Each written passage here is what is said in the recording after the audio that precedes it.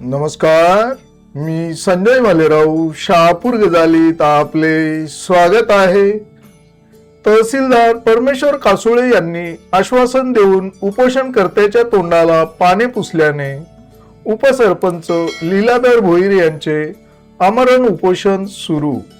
शहापूर तालुक्यातील ग्रुप ग्रामपंचायत कळमगाव हद्दीतील तानशेत रेल्वे स्थानकाच्या पश्चिम बाजूस असलेल्या आदिवासींच्या जमिनी परप्रांतीय लोकांनी अनाधिकृत बळकावून मोठ्या प्रमाणात अनाधिकृत बांधकामे करून व्यावसायिक गाळे व चाळी बांधल्या आहेत। याबाबत कळमगाव ग्रामपंचायतने शहापूर तहसीलदार यांना अनाधिकृत बांधकामांवर कारवाई करण्यासाठी वारंवार पत्रव्यवहार केला, परंतु कारवाई न झाल्याने ग्रुप ग्रामपंचायत कळमगाव उपसरपंच लीलाधर किसन भोईर यांनी 8 एप्रिल 2026 रोजी तहसीलदार परमेश्वर कासुळे यांना लेखी निवेदन देऊन 30 एप्रिल पर्यंत अनाधिकृत बांधकामांवर कारवाई केली नाही तर मी 11 मे 2026 पासून तहसील कार्यालयासमोर आमरण उपोषण करेल।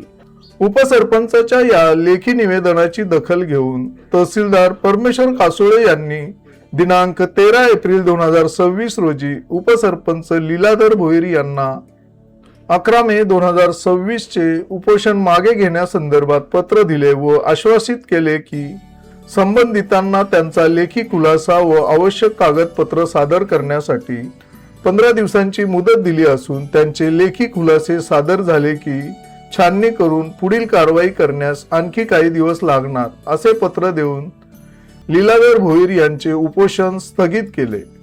परंतु दिलेल्या आश्वासनांचा कालावधी पूर्ण झाला तरी तहसीलदार परमेश्वर कासुळे यांनी आजपर्यंत कोणतीही कारवाई न केल्यामुळे ग्रुप ग्रामपंचायत कळमगाव उपसरपंच लीलाधर किसन भोईर यांनी 8 एप्रिल 2026 रोजी तहसीलदार परमेश्वर कासुळे यांना लेखी 8 मे 2026 रोजी पुन्हा पत्रव्यवहार केला, परंतु तहसीलदार परमेश्वर कासुळे यांनी कोणतीही दखल न घेत कारवाई न केल्यामुळे उपसरपंच लीलाधर किसन भोईर यांनी आज 11 मे 2026 रोजी सकाळी 11 वाजेपासून तहसील कार्यालयासमोर आमरण उपोषण सुरू केले आहे।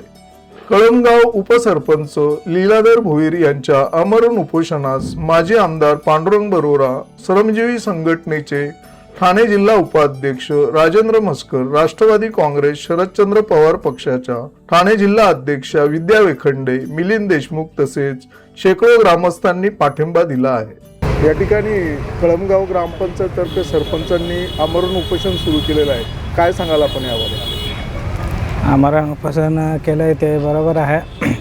आमच्या तिथल्या शेतकऱ्यांची जागा जी घेतली पण ती काय एवढं काही सांगता येणार नाही ना। दुसरी गोष्ट असं का तिथं ते बाहेरची लोक येतात आणि आमच्या शेतकरी माणसाची जमीन एका माणसाचा 7-12 गहाळ करून एकाला 2 सातबारे झालेत। ते पण आम्ही कमसे कम आज 3 वर्षे झाली पाठपुरावा करत आहे, पण कोणी तहसीलदार साहेबसुद्धा आमच्याकडं चालढकल करत आहे आणि तहसीलदार, तलाठी, सर्कल सगळे आम्हाला काय न्याय द्यायला हेच नाही बघत। तानशेत स्टेशन लगत पश्चिम बाजूला झालेला अनधिकृत बांधकाम आहे, तो बांधकाम मोठ्या प्रमाणात चालू आहे।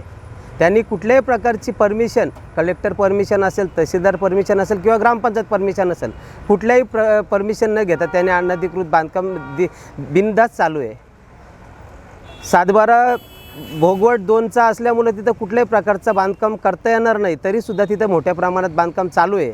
आमचे ग्रामस्थांची असेल, ग्रामपंचायतची किंवा माझ्या जोडीला ग्रामपंचायतचे सदस्य आहेत, तसेच ग्रामस्थसुद्धा मोठ्या संख्येने उपस्थित आहे। सर्वांची मागणी एकच आहे की जे बांधकाम झालेलं आहे ते लवकरात लवकर तोडण्यात यावं, जेणेकरून जी गोष्ट कुर्ल्याला जो अतिरेकी भेटला तसाच खडवलीला अतिरेकी भेटला, आज खडवली ठिकाणी पर्यंत येऊन राहायला लागले, तीच घटना आमच्या कळमगाव ग्रामपंचायत हद्दीत होऊ नये आणि याच्यापुढे ती गोष्ट आमच्या लोकांना कुठल्या प्रकारचा त्रास होऊ नये किंवा आज नाही ते 5 वर्षात जो गोष्ट घडू नये, म्हणून आपली मागणी अशी आहे की लवकरात लवकर जो अनधिकृत बांधकाम चालू आहे तो लवकरात लवकर महसूल खात्यांनी तोडावं आणि त्यांच्यावर कारवाई करावी।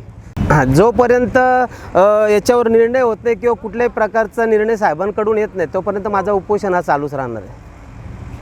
ताज्या घडामोडींसाठी पाहत राहा शहापूर गजाली। धन्यवाद।